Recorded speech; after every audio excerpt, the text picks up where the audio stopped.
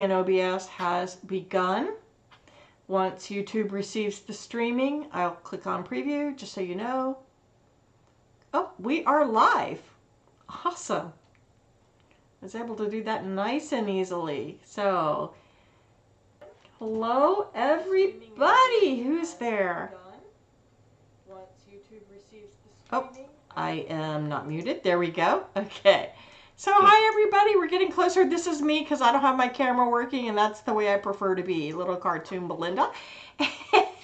And me, Belinda Allen, and we're doing our Power Platform Share with my wonderful dear friends who are so much smarter than I. It's good to have friends that are smart and friends who are interested in the same thing I am, fellow MVPs and Power Platform geeks. Mr. Steve Endow from Precipio Services on the West Coast. Hello, greetings. Steve. Yeah.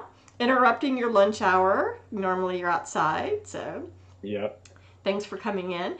And then Mr. Mariano Gomez from Atlanta, from McCormick.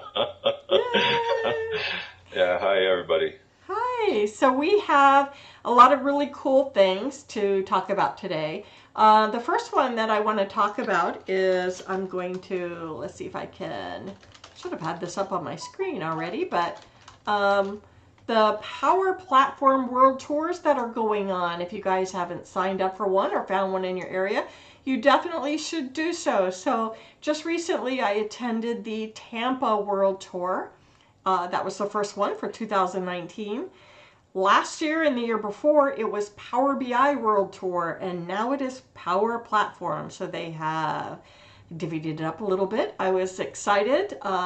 Microsoft's Charles Sterling was there, so Chuck is always fun. And John Levesque, Mr. Flo himself, was there. So he did a flow-tastic job on demonstrating flow. There were quite a few people there that were exciting to hear presenting. Ted Pattison is always amazing. He delivers an unbelievably great technical aspect. He does a lot of good training content as well. So that's pretty neat. And then there were like Devin Knight, who he's really just quite amazing. He's one of my heroes. He helped me when I had to bail on the New York City World Tour. So it was a lot of fun. I encourage it. It's a little 2-day mini conference. It's small. It's intimate. We had a good time. We learned a lot, so it was pretty nifty. There are some more locations coming up. Silicon Valley, I think, is the next one. Washington, D.C., Chicago. So there are some other ones. And if you are so inclined, you could even go out of town or out of the country. London, Copenhagen. So Copenhagen should be a really interesting one as well. So that'll be kind of cool. Have you guys been to a world tour at any point? No, I have not. Oh, totally worth it. Great cast of speakers. Eric Svensson came in from Copenhagen for the Tampa one. So it was had a great time hanging out with him. That was really very, very cool. He also is quite a sharp individual. So I had a really good time. I learned a lot. There was a little bit of cognitive services going on in there. I learned a lot about flow. Actually, one of the things, I think I told you, Mariano, I was thinking of building a power app for testing.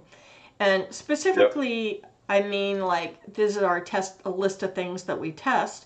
And then be able to mark them off and, did you have a problem? Mostly so that you could go back and look them up. Because right now I have all these different Excel spreadsheets. And if Chris were to ask me, what was the results every time you tested this particular import over the last year? I'm like, I would have to go dig through my files and take a look. And the purpose that I want to do this for is so that I could just quickly look at a Power BI report and go, oh, this is how many times I tested it, and these are the environments I tested it, and these were the results of my test. So that's kind of what my testing thing is about. And I plan on using, totally against Carrie Hadley's begging. I plan on using SharePoint List instead of CDS, but mostly because SharePoint List plays so well in the Teams, in Microsoft It Teams. does. And Yeah. because some members might prefer to look in SharePoint List as opposed to looking in Teams, and I think or in CDS, I think it would be a little bit easier to manage too. But one of the things that I learned at this conference was I was struggling a little bit with how I would go through and getting the template every time I have a new test, get the template list and pull it in to my active database and or my active SharePoint list. And I'm like, oh, Flow. I mean, I was like, I felt like an idiot when I like, oh, Flow is how I'm going to do that. I'm going to go out and call a Flow that says, hey, go and copy SharePoint list A into SharePoint list B and assign these new values to it as we go through. So, so excited about that. I think that's pretty cool. Let's see, there were a couple other things that I didn't know Flow used the WDL language. Have you guys played with that any, or you're just using, do you know? I guess that's more of a technical The workflow definition language?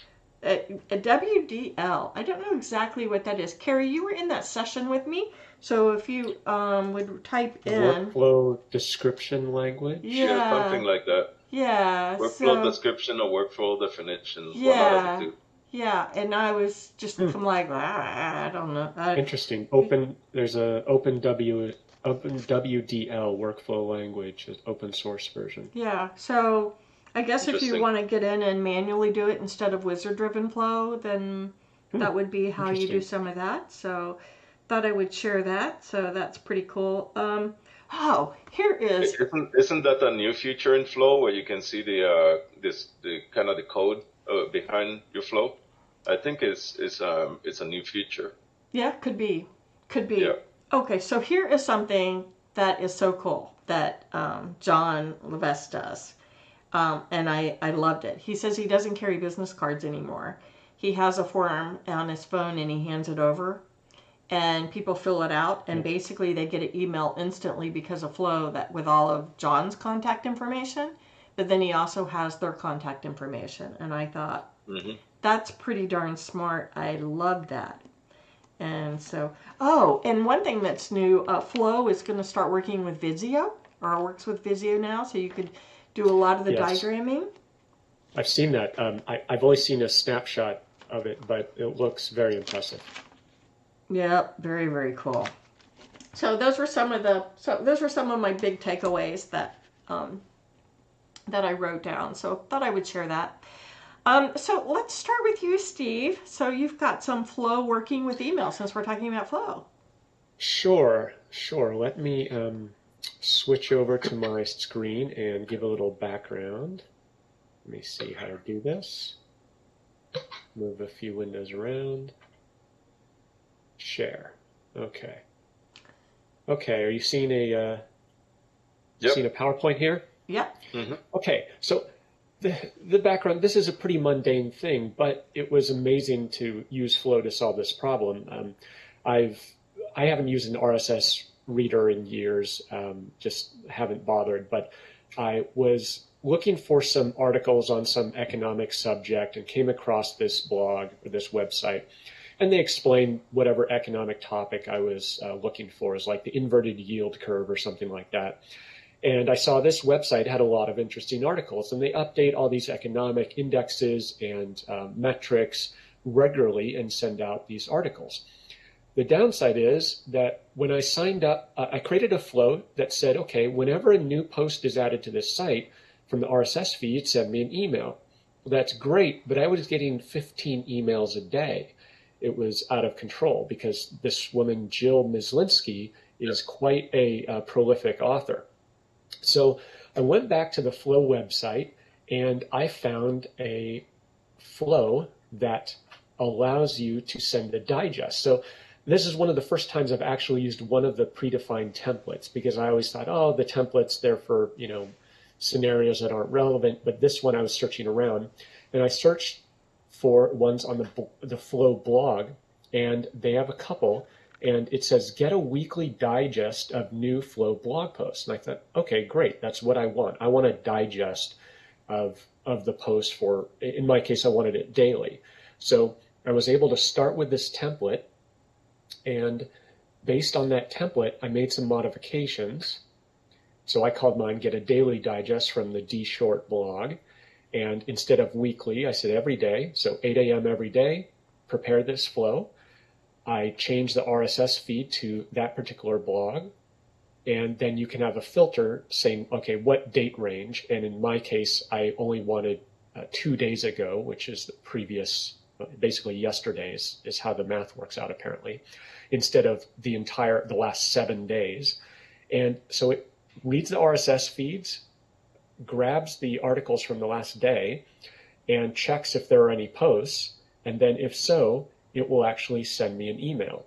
So it really phenomenal process. And so here you can say, well, I want to compose what the email body looks like. So you can have HTML formatting in here. And the end result is, let me go back to PowerPoint here. This is what I get every morning. And so it has the topic of the post, it has a summary, and it has an image attachment that's contained in that post. And so it looks really nice. So very impressive result for just a few minutes of work. You don't have to code any connectors. You just plug in the RSS feed, your email address, and you're ready to go. I love that. Can you go back to your flow for a minute? I mean, sure. Can you set that beyond just one day? I mean, could you make it like what happened last week? Yes, and that's what the this flow blog template is. So let's go with this and give it a try. And so theirs is a weekly digest. So it's like once a week, send this to me. And so let's edit this. And I believe it is in this filter step.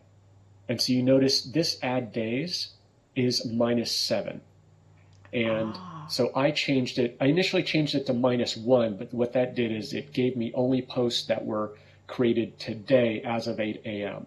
So if you change this to -2, it's saying, okay, include today up to 8 a.m., but also include all of yesterday.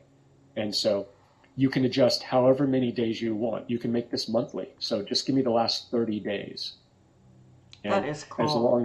As long as you change this interval to match that calculation, you can do it whatever frequency you want. What are the options there under frequency where it has day? Yeah, so day, month, week, hour, minute, second. Oh, I love that. So now I do not have any RSS reader. I use Flow to send me notifications whenever there's a Flow blog post, whenever there's a Dynamics 365 partner blog post, whenever there is anything on this feed. So this is my new replacement for RSS so that everything goes into my inbox and I don't have a separate source to read RSS feed. Beat has a question. Can you put hours rather than days? Oh, yeah, we just answered that. Yep. Okay. And so, you could say, well, I want this every 1 hour, and this could be something different. Maybe you're checking on the status of some job or checking for database records. You're checking a SharePoint list or a record status in SharePoint. You're checking for a file on OneDrive. And so this timer lets you handle that. And so lots of lessons here. You've got this great automatic interval timer. In this case, you're pulling from RSS feeds, but substitute just about any other data source that you want here. And then you have the ability, after you get that, well, maybe I don't want all of this stuff. Let me filter that further. And then you can have logic to say, well, were there any results? What do those results look like? And I believe in the latest release of Flow, you can have multiple conditions. So this is an example of a single condition, but I saw a blog post where you can now do multiple conditions in Flow. So that's very nice. So you could check, say, multiple parameters. So let me put this in terms of a business use case that is not an RSS feed, that using that time part of Flow. Imagine, I mean, you have a big sales team. I'm thinking of one of my old customers in particular. You have a big sales team and you want to know what the sales were in the last hour. You could have it go back and say, show me the last hour, send me an email, or send me a text even. These are the sales in the last hour. Absolutely. I think sales is a great example. You could say, okay, total sales for everyone on the team yesterday, last week, last month. You could have, say, okay, when was the last sale for a customer? If a customer hasn't had a sale in 60 days, send an email to the salesperson to follow up with that customer, make sure they're happy. Do they need anything else? Do they need supplies, follow on orders, anything like that? So some great ways to automate it, which I think is often challenging for many organizations, this scheduling and workflow of a kind of out-of-band task that isn't part of your core ERP or CRM system. Cool. I think that's pretty nifty. Okay. So that was my example of recent example of using Flow. I love that example. I think that's pretty cool, especially because I do like that one. I guess you'd call that a connector. Yeah, and that, well, the connectors are what allows Flow to connect to RSS feeds, to email, to SharePoint, to CRM. And that, I think, is the killer app of Flow, is those connectors out of the box. And now, with that said, which we'll discuss later on the licensing piece, there are free connectors, and then there are premium connectors, and then there are custom connectors. And so the licensing has changed where the more valuable connectors, the premium connectors, you will have to have an actual Flow license. Yeah, so the licensing model, we're going to talk about that in a bit, but it's kind of like the old days of GP where you have to have a doctorate in science to be able to, or mathematics to be able to do a GP quote. Yeah, it is. Yeah, and it's changing regularly. It's not the annual price list like in the GP days. So now, one month it could be this, the next month the rules could have changed regardless of the pricing. So yeah. That's really cool. I think that's a really cool example too of using the RSS feed, because that also is a business use case. I mean, we learn from a lot of blog posts, and anything that you could do to make that more succinct, because I mean, I always use this example when it comes to YouTube, and we're on YouTube now, but it's so easy to get, to start out, I want to learn this and I'm learning it and this is great. And the next thing you know, you're watching a cat high five a dog. I mean, it's just like, it's easy to get lost. And so anything that can help keep you focused when you want to stay focused is a big deal. And also the amount of information that is coming out is overwhelming. Yeah, and so it is. I cannot keep up with all the activity, and just Flow alone, they're moving so fast. So I don't want to miss a blog post. And so having this automatically send it to my email, maybe I missed it on Twitter. It happens all the time. I see something come up on Twitter. It's like, wait a minute. And I check my inbox to see if I got it, just to make sure that I can review it. So constant updates, and something like Flow can help with it. It's not a huge high value business use case, but it helps. Yeah, I was talking with someone from the retail team at Microsoft, Brian Blanchard, who is also a Power Platform fanatic, and he built, I think I've told you guys this before, but he built an app that looks at YouTube and it looks at just his subscribed channels and just shows him the videos from it, so he doesn't get lost in the cats. And I was telling him, I'm like, that does have a business use case. And he goes, I don't see it. And I'm like, well, exactly what I said earlier, it keeps you focused. So I think that's pretty cool. Nito torpedo. So last night was exciting for you, Mr. Gomez. Yes, it was. So last night I actually delivered a presentation to the Atlanta Flow and Power Apps platform community, kindly called ATL Flap, which is run by my friend Dee Blaney, who I adore. Yes, she is one of the leaders of that community. So we got to exchange a few ideas and laughs in the process. So she said you bailed her out in Tampa. So I thought that was pretty interesting. We talked a little bit, but overall, my topic of conversation last night was button flows, and it being one of the most underutilized features in Flow itself. So what is a especially button on flow? Mobile. Yeah. So what is a button flow? A button flow basically automates repetitive tasks, right? And I'm going to share my screen at this point so we can we can talk about it in more detail. Let me just pick a window here, and I believe this is where you guys are. Let me see here. There you go. I might be selecting application window. Time. While you're selecting that window, Steve, I retweeted to you or replied to your tweet that it's good being on the coast because my teammates at that point in the morning were anywhere from the feels like temperature of 24 to like 30 below or something like that. And it was, Yep. you know, it's a gorgeous 79 degrees here in Charleston today. So let me know Yeah. when you guys can see that. Cannot see it I don't yet. know. I chose show full screen, I believe.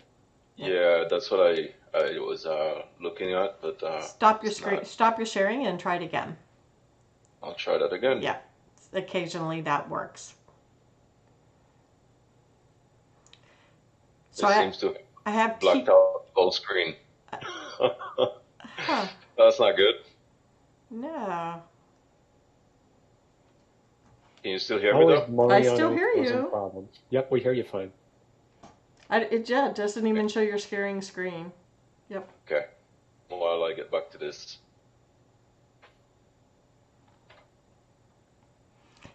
Yeah, I have. I've had TiVo. I was an early adopter of TiVo, and I have a new TiVo. And the other day, the TV started getting all blurry, and I swear my husband said, "Turn the TV off and back on." And I thought that is stupid because it's TiVo, and it worked. I don't. I don't know what caused that. Okay. I'll get back to you in a sec, okay? You're funny, Steve. That's okay. Yeah, you guys, everyone should check out the Power Platform groups. There are a lot of them out there. So there are 3 user groups. That's a good point. Is there a website that lists the different user groups that exist already? Yes. Oh, we lost Mariano there, but yes. Yeah, I So think it's gonna rejoin. if you were to go to like I'm going to go to let's see, Power Platform Power user Apps user group. Okay. And this is by the UG, right? This is run by DCI, the same people who do Yes, DCI, GPUG, right. AXUG, CRMUG, D365UG, and so forth. Okay, I think I'm back. Okay, we hear you. So. Okay, so Yep, entire screen, right? Yep, try entire Yeah. screen. I'll come back All to right, the that user was group. much better. Yes, that was much better. Okay. Not sure why I decided to go the app route, but anyways. Still don't besides see that. it. There we go. Now I see There it. we go. All right. Okay. Yep. So I'm going to launch a browser session here, which is good. Right now, you've probably seen my Air server, which is showing off my phone interface. All right. Right. So here we are. I'm going to go to flow.microsoft.com. Okay, so the first example of button flow that I'm going to present is actually related to something that is pretty repetitive. One of the things that you normally find yourself doing is if you're in the middle of a meeting, especially if you're a system administrator, sometimes you have people standing at the window calling your attention, hey, can I get a backup? Can I get a backup of a particular database? It would be cool if we could do that very simply by clicking a button, right, from our phone. So I'm going to use a digital button in this case. I'm going to go to my flows. I'm going to set up a new flow here. So let's go. There you go. Things are moving fairly slow here, but anyways, we'll get that going. So we're going to dismiss this for now. I'll set up a new flow. I'm going to create that from blank. Okay. So right now I'm going to set up a blank flow. But the good thing here is my trigger point will be an actual button. Okay. So if you type in button here, you will find quickly that flow will filter out the different button types that you have. In this case, I have mobile button flow that I want to create. So that's going to be my trigger point. And we're going to say manually trigger this particular flow. Now, this is the cool aspect of flow, because how many, especially button flows, how many times have you found yourself writing a power apps that actually takes two fields, pass it on to a flow to execute a certain action, and then get back a result? What many people don't know about button flows is button flows do provide an interface. So if I click here and I choose to add input, I have 6 different type of inputs that I can actually add to this flow. In this particular case, a text. We can add a yes/no type switch or Boolean operation. We can add a file. Interestingly enough, when you choose file, that also implies you can add pictures taken with your camera. So you can take a picture that goes directly straight to this flow trigger. You can also select an email or enter an email. So if you have an Office 365 tenant, which most flows are connected to, you should be able to select an email account from your tenant. You can add a number field, or you can add a date field. For this particular flow, we're going to add a text input, and we're going to call this database. But we're going to request the database name that we're going to back up. Okay? So once I'm done here, I'm going to add a new step. And now that new step is going to be to execute a particular backup operation on a database. Then chances are we're talking about SQL Server as the connector. Okay?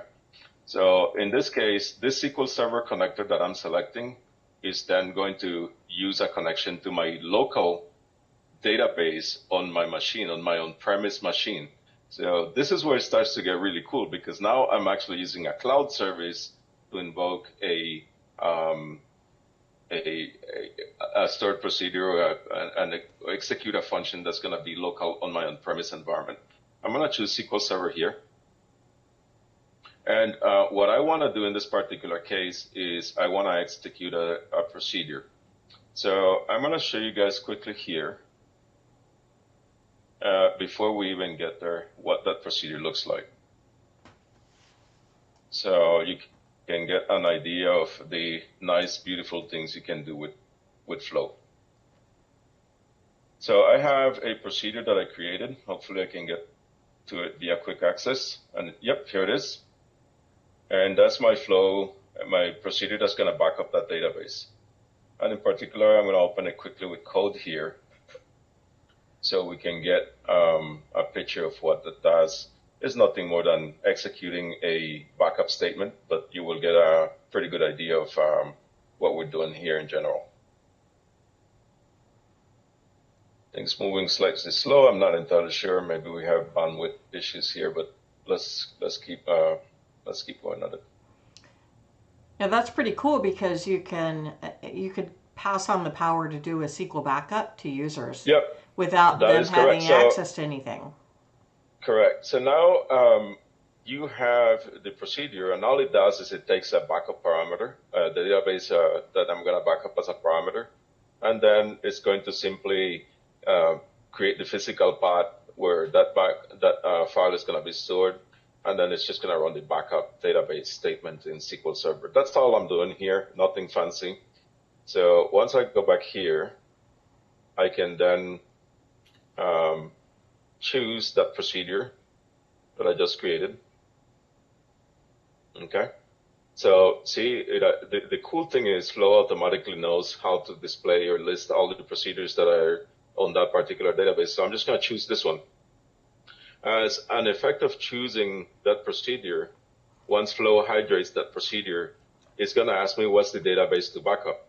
But here is the cool thing. Remember that my manual trigger has the database as a parameter. So if I now go to the database to backup, automatically in my dynamic content, I get that particular field that I just created. So I'm just going to select that.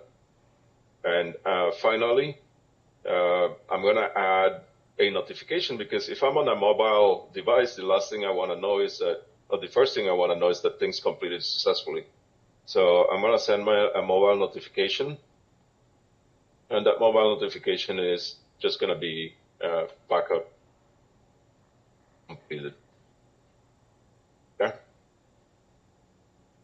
Oh, at this point, once we have that, I'm going to hit save here. Actually, let's title this. So we're going to give this a name. And this is going to be our button flow that's going to simply back up a database. All right, so hit save here. Now we're going to go back once this is saved and hit OK. So I think that basically completes the first step. The next thing that we're going to do here now is I have my air server that is displaying my phone interface. Let's go. Let's get that going again. You there with me? Yep. And one of the reasons why I think it's so powerful to do this is if you ask me who's responsible for making sure a backup, my answer is anyone who doesn't want to have to re-enter their work. That's correct. That's the way I see it too. So basically, if you have all these things that you need to do in a repetitive way, it's actually pretty useful if you can automate them, create simple tasks like those that automate these type of repetitive tasks. So here I'm going to open my Flow application. And then now, if you see on the bottom side of the screen, I have the buttons option.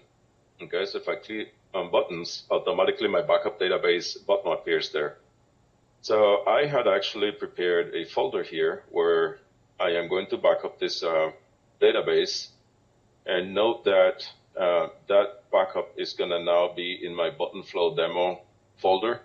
If I click backup database on my phone, the first thing it's going to ask me for is that database that we talked about. So I know that on my server, I have a database called Dyn 18. So that's the system database for Microsoft Dynamics GP and version 18. And I'm going to hit done here. So as you can see now, that starts to execute the backup process. And furthermore, if you look at my Windows Explorer or File Explorer, you can see that that backup just completed. So that's a simple, cool way of doing repetitive tasks that you probably need, sometimes take time away from a system administrator and, for simple tasks like these. So now obviously you can go and restore this anywhere you want, play with it, do any additional stuff. But you can think of a set of administrative features that you might want to include in a simple set of button flows to administer your database environment. So I thought that was pretty cool. So I have two comments. Number one, it's not cool, it's freaking cool. And number two, I'm about to laugh because Carrie wrote, I've seen this before. Yes, Carrie, we know you've done this. Yeah, so anyways, my flick button fell, but I don't know where it went. So let me try and get the second one that I had handy here. Oh, here it is. All right, cool. So these things happen in live demos, right? Things tend to fall around all the place. Mm-hmm. So, all right. The next thing that I'm going to show you, hopefully, is the use of flick buttons. Are you familiar, guys, with flick buttons? Have you seen them in action? I have not. I have not. Okay. Well, this is what we're here for. So I have, and I'm holding in my hand, what it is, it's a flick button.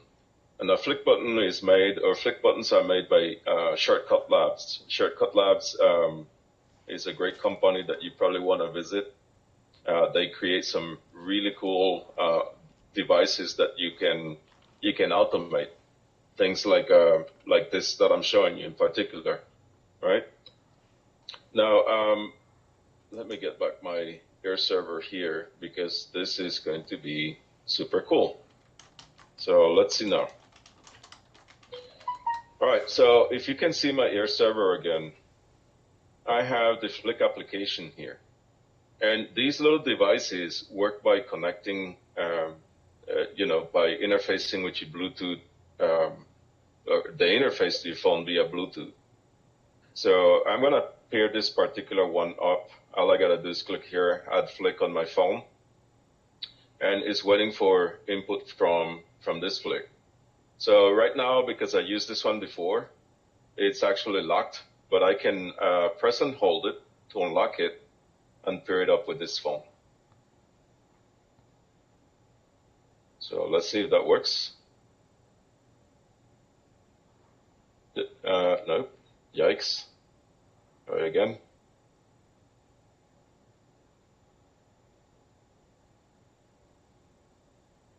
Let's see if this works. There we go. We got it to work. Awesome. All right.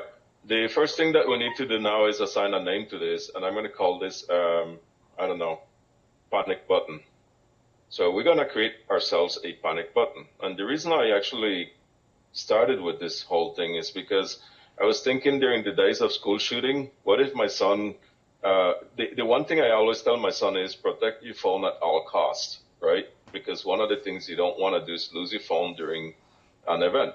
Mm-hmm. And what I've also found is during a panic or situation or an emergency situation, what I've also found is that most people fiddle with their phone during a panic situation. You can possibly imagine a lot of people that are under stress and duress cannot really dial anything on their phone. There are studies that say some people can't really dial 911 in an emergency because they're so stressed out from it that, you totally forget.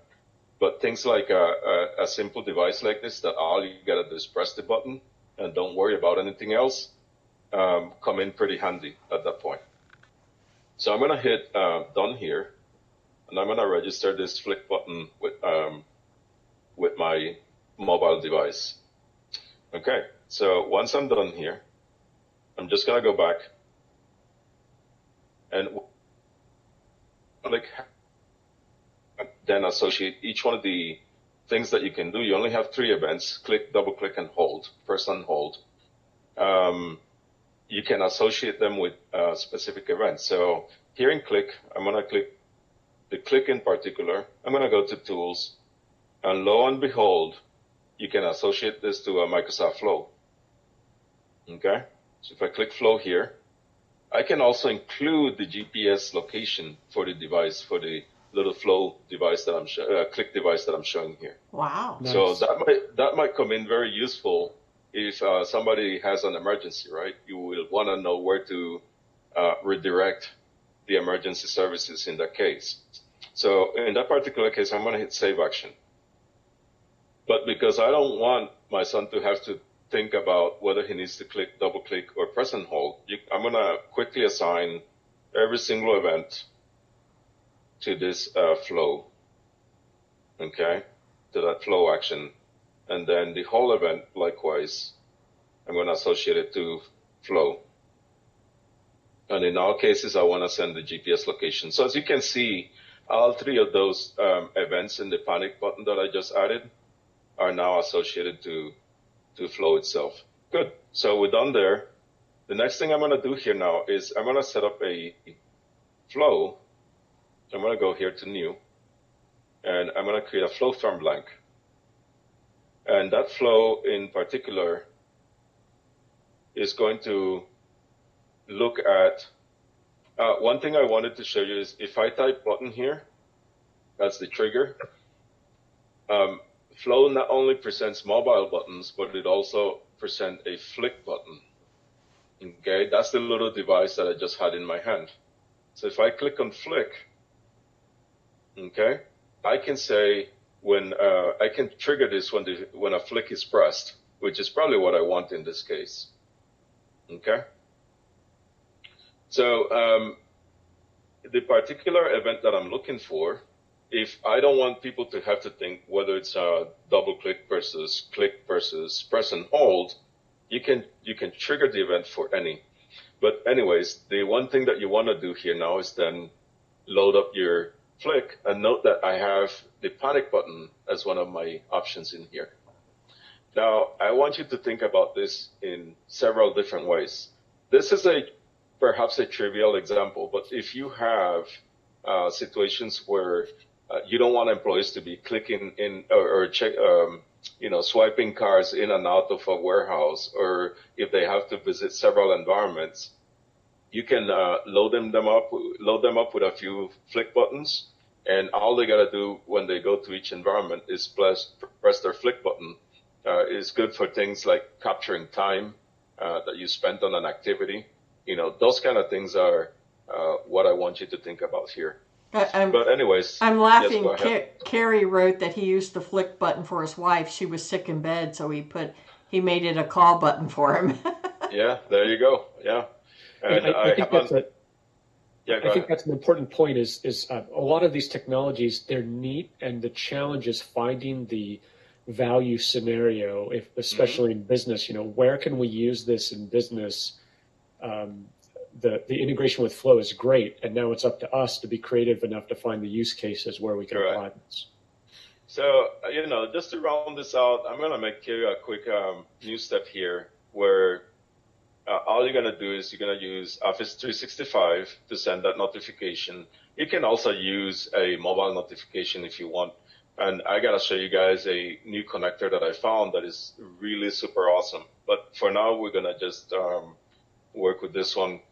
I'm going to send an email here. Okay. And this will be to, in this particular case, since I'm on my work account all day long, I'm just going to pull this up. Subject, this is an emergency. Okay.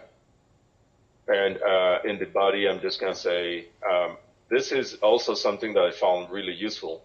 Maybe we already know it's an emergency, but what if we can actually then send the coordinates of that, of where the person is supposed to be? So maps.google.com, and then I'm going to just go there, and I'm going to just type in a quick latitude, longitude. So, let's do 24, latitude, longitude coordinates. So I think that's pretty much it from that. So it should take me to that location. I think that's all I needed. So all I need is this prefix right here, because I'm going to pass in my own latitude, longitude based on the device location. So I'm going to switch back over here. And in the body, not to make it too fancy, you can put whatever note you want. But here I'm going to just include latitude and comma longitude. The good thing about Flow too is it automatically does the URL encoding for you. So you really don't have to struggle with that part. And then we save this, or let's call this Panic Flow. All right, so I'm gonna save this here. And now you can do things like changing the advanced option. Obviously, if it's an emergency, you probably want this to show a certain degree of importance. We're gonna say this is high, and just save. All right, good. So we're gonna go back here now and hit OK. And that was my phone in the background. Forget to turn it off. So hopefully it's not too loud or interrupting. Hopefully it's not a panic call. Correct. So now we're gonna click on our flick button that I'm holding here. What you'll see is as soon as I click on it, the little button shows a quick status. And now hopefully that flow is executing, and I will get back to you with the actual email. So if I move this over here, all right, I have an emergency, and I can see now what the location of that emergency is by clicking on the URL.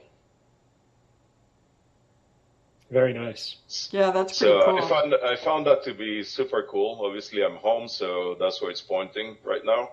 but I have a feeling that this could be useful in many scenarios, not only this one, but a client of mine that I'm working with right now, they're using it to track their merchandising agents when they get to stores and they leave the stores. All they gotta do is click and then double click when they leave, and they're done. It keeps their time, how much time they spent at the store, that kind of stuff. Well, at first I started thinking about a superficial use of it, but I was thinking about at a conference as we take selfies and pictures. If you use a click button, you could have it click the camera and then launch it as a tweet immediately without having to do anything with all the hashtags in place. Yeah. Like, that's hey, a cool idea, actually. Belinda's having fun at Summit. Click, and it's done. There you go. And you won't have to spend time tweeting. And then Carrie So pointed... Did you guys find this useful? I mean, you thought it was pretty useful? Yeah. Carrie pointed out something we were talking about in Tampa. So there was a company there that had a lot of trucks, and someone asked, I was sitting at the lunch table with them, and somebody asked if they had, if they, were keeping real track of where their trucks were. And I'm like, wait, you could do that with Power Apps, and just, they could just click a button on the Power App and say, hey, I'm here now. Of course, with Flow, you could have it automatically launch, but that would be another way too, like a trucker, gets back in the truck after filling up with gas, click the button, I've hit the road again. So. And I just want to, point out that to Carrie's point, there is also the Flick Hub, and the hub is effectively what makes more sense. If you're going to have a lot of these things hanging around a warehouse, you probably don't want to have them, basically attached to a phone. It might create a certain dependency that is not necessary at that point. But you can acquire a hub, and the hub then will allow you to set up, more devices for sure. So I'm assuming it has to charge. These things actually use a CR2024 battery, I think, which is one of those flat batteries. Yep. So it's sort of, one of the cool things about it. The batteries are obviously replaceable. I was just thinking, in your case of the Panic, it would be cool to have that in the car. So that if you run out of gas, you could just click the button and for the GPS coordinates as much as anything. I'm sorry, Steve, go ahead. Recently on Twitter, I think it was Wendy Epperson and I were talking about ways to have a sign or a light for our offices to tell family not to barge in on us.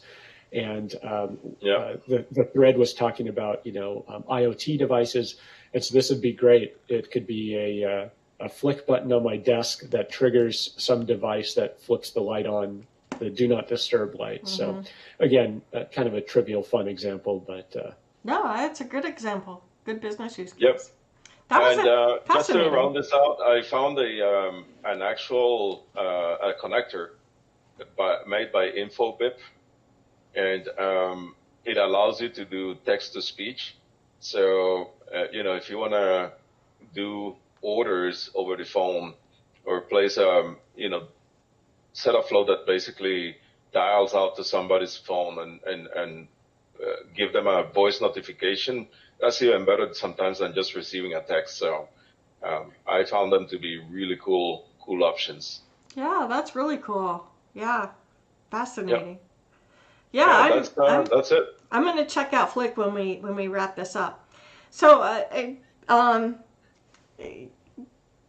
let's talk about licensing, because licensing just changed. So Steve, you've been kind of tweeting about this lately. Well, not kind of, you have been. So you want me to switch over? Switch over. Yeah, let's talk licensing. Let's do this. One moment. Specifically Flow or the whole Power Platform licensing. Flow and Power Apps. So let me share my screen. And this has been something that we were aware of. We knew it was coming down, but it wasn't obvious what some of the details were. So can you see my screen now? Yes, we can. Okay, so I've followed this for the last couple months. There was an announcement that there would be some licensing changes for Power Apps and Flow in 2019.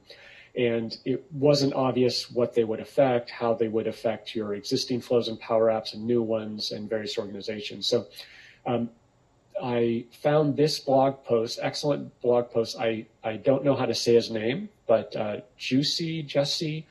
I would think Jussi. Good. He's from Finland, so I probably shouldn't try to pronounce, but he is also a regional director in MVP. So he wrote an excellent post on this, and it summarizes the high-level topics, then he discusses some of the changes that occurred as part of February 1st. So the basic concept is we used to have free flow and free power apps, and in many cases we didn't really need the paid plans to do a lot of neat stuff. But now you really need to think about the paid plans, Plan 1 or Plan 2 in the case of Flow, $5 or $15 a month. And there are some very specific caveats and restrictions or features that come with each of those plans. And then there's also separate plans for Dynamics 365 and also Office 365. So as he notes, as part of Office 365, some Office 365 plans come with Flow plan capabilities, others may not. And then 365 has a limited set of functionality as well for Dynamics 365. So that's Flow.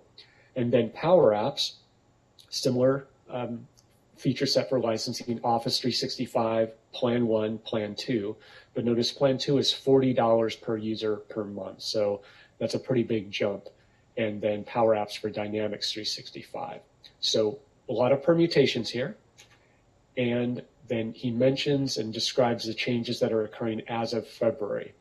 And he basically points out here, effective February, the most useful capabilities in Flow and Power Apps will require the purchase of a P1 or P2 license. So I would agree, when you have those connectors, the Flow integrations, on-premise data connections, things like that, that's going to require the license.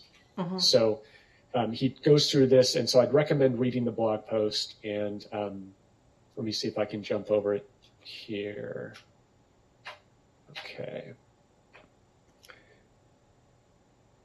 So it's kind of comprehensive. It is comprehensive as he described. So I definitely recommend checking that out. And what is coming out of this is that people have very specific scenarios. They say, well, I have this Power App that X people in my organization want to use, one as an Office 365 license, another as a Dynamics 365, and then another has a P1 license. Can the P1 license holder create the Power App and share it with those other two users within my organization?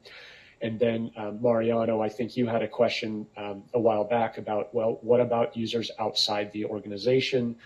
And my understanding, correct me if I'm wrong, is that currently there is no licensing model for external users. So let's say you had some independent salespeople, you wanted to use a Power Apps, unless they were part of your Office 365 organization or Azure organization.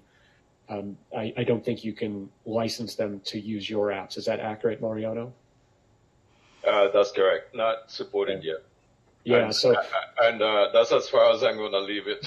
Okay. Yeah. So that is one of the challenges. So, for instance, I was going to try something with my daughter's Girl Scout troop. I'd love to make a little Power App that we could use to share things, but these are all just standard consumers. We're not part of an enterprise. So my understanding is that would be a difficult thing to do, and we'd have to pay for each user. So certain scenarios may be challenging with the licensing. And as you can see, this goes on and on and on. And kind of like the dedicated licensing session on this that I attended at the User Group Summit last year, there are a lot of considerations. So my concern is this may slow adoption. When it was free, everyone was really happy and it looked great. But now that you have to consider licensing and start paying per user, I don't know how this is going to affect things. Yep. So two things. One, Carrie did point out, Carrie Hadley, that Power Apps Plan 1 includes Flow Plan 1 and Power Apps Plan 2 includes Flow Plan 2. But I feel like everybody should work with their partners to try to figure out the licensing, because you should know, there are still constant emails going on within the MVP channel trying to get it straight in our own heads. So we're still working on it as well. So I think you need to work with someone who can work with Microsoft directly to help make sure that you get the right plan if you're an end user. And it's interesting he mentions that. I saw a reference to that as well recently, and I was trying to find documentation on that. I wasn't able to find, based on the few minutes I tried, I wasn't able to find an obvious statement on the Power Apps licensing that confirmed that the Power Apps plan does include a flow plan. But that's the second time I've heard that. Yeah, and so Carrie did point out at the World Tour we did see a demo, and we did, of this new portal that is supposedly going to allow people outside of your Azure domain to be able to access some things. So I don't recall the specifics of that, and the things I do recall, I don't know if it's NDA or not. So I can't. Right. I don't want to talk about it any more than that. Yeah. There was so Yeah, much. that's why I left my comments pretty short. Yeah. Yeah. But I'm perfectly comfortable in saying that Microsoft is totally aware that people want to use it for people outside of their Active Directory, so outside of their own organization. So that being said, eventually it might end up getting there. And just a question on that. So the licensing is tied to your organization's Azure Active Directory. Yes. That is correct. Okay, got it. Yes. Okay, and so you would add those accounts via those Active Directory accounts. Correct. Yeah, the correct. licenses. Currently, Okay, got it. the only way to extend, any of your Power Apps or Flow applications outside of your organization is ironically by adding people to your licensing. So it gets expensive pretty quick if you have, like in some cases, my client has 160 independent operators, and right now they're looking at, biting the bullet to add those users. So, that's one of the things that I had been discussing with the Power Apps and Flow team as of recent. You probably saw my emails going around. So, hopefully we get a resolution to that pretty soon, because I don't know that it sort of defeats the purpose of extending mobile applications to end users. Go ahead, Steve. One related note, I retweeted this morning along with that blog post on the comprehensive licensing review. There was a response from someone in the Microsoft Power Apps team that they do have PowerShell scripts that can apparently analyze your Flow and Power Apps that you have created to determine what features they use, and therefore which licensing would be required in order to utilize those in your organization. Cool. So they are aware of the need to help figure out the licensing. Cool.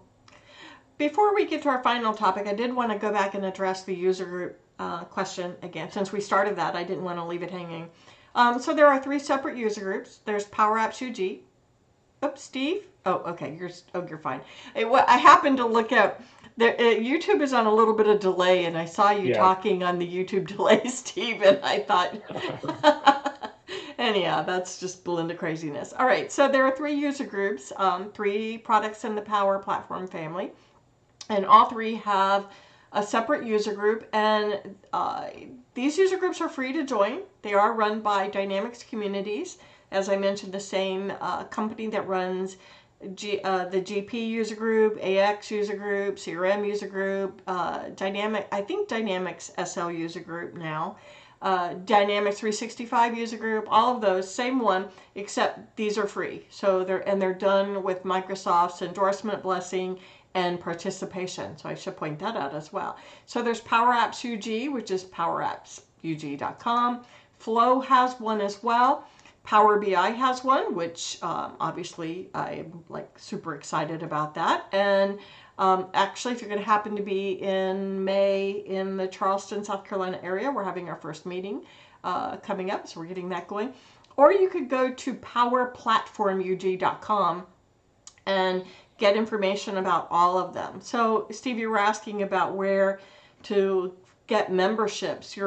Unfortunately, you're going to have to go. I don't think you could go to one location and get all the communities. So yeah, you have to pull up the proper one that you're interested in to be able to find what you want to do. So in this particular case, I'm going to go. I searched on the Power Apps site, and it listed both Power Apps and Flow users groups. Good. I think they're working on making them because they know that there a lot of them are blending. Like here's our Charleston one. We've got, hey, look, Beata did a little bit of French all on my own. So we've got training, we've got sessions coming up, but you could kind of monitor them all and get access. Oh, there's Ted Pattison right there, speak of the devil. And so there's a lot of things that you could do. They're free, right? And that's the best part. And so I encourage you to join. You could watch webinars on them. You can have discussions on them. And there are local meetings, all of which of those are free. And then they do have some other conferences. And before we wrap it up, in about a month, a little more than a month, the three of us will be going to the mothership. We're going to be going to Redmond to attend the MVP Summit. MVP Summit. Yeah. So, yeah, I forgot where I got sidetracked looking at Jason online. So, the MVP Summit. So I think that's exciting. And so I know we're going to be power apping and flowing and power BIing it up like crazy there. And a little bit of cognitive services happening. And that should be a lot of fun, especially with things like I want to start getting more into using sentiment analysis inside of my Power BI via the use of cognitive services, so that you could take things like a survey, how are we doing survey, and let machine learning in the background via cognitive services, so you don't have to learn, algorithms or be a genius to figure it out. It'll assign a score and then tell you if it's, what was that, Steve? Python. Oh, yeah. Yeah. Well, I think I've told you guys this before. So I got into machine learning. I got interested in it like, I don't know, like 5 years ago. The first time I saw it, I was hooked. So I'm like, okay, obviously I don't know about algorithms. I need to learn more about algorithms. So I went to Amazon and I bought Algorithms Made Easy. The cover looks like a kindergarten book. The inside looks like an MIT dissertation paper. And so it is not. It is not easy. Interesting. Yeah, that's kind of how it ends up happening, right? Yes. So one of the things, for those of you who are a little more simplistic like me, more user-based, more usability-based, and less developer-based, cognitive services makes machine learning a little more wizard-driven and takes a lot of the guesswork out for you. Especially when they start talking about like, oh, well, if you use this algorithm, you have an 80% chance of getting the right answer. And if you use this one, then you've got a 90% chance. And I'm sitting there thinking, well, why would I not go right to the 90%? Why would I, just why wouldn't I start there? I don't understand, so, yeah. Very cool. Well, we're coming up on an hour here. Thank you for hosting, Belinda. Oh, my pleasure. Thank you guys for sharing. I learned a ton today from both of you. Yeah. And thanks everyone for watching. Yeah. Thanks everyone for coming by, and I hope this was entertaining and at the same time a good learning experience. So I appreciate it. And we'll be doing it again in a few weeks when we've got more new things that we've picked up along the way, so we could share with everybody. All right. Thanks, everyone. Thank you, guys. Bye-bye. Bye.